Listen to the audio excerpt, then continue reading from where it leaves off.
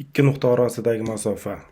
Ikki nuqta orasidagi masofa d barobar ildiz ostida x minus x0 ning qavs kvadrati plus y minus y0 ning qavs kvadrati.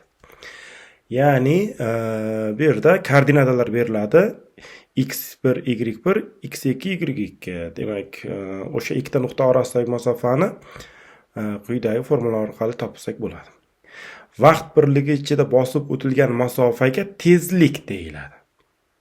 Demak, tezlikning formulasi v teng s taqsim t. Xo'p, demak, v tezlik, s masofa, t vaqt. Uning birligi metr taqsim sekund yoki kilometr taqsim soatda o'lchaymiz.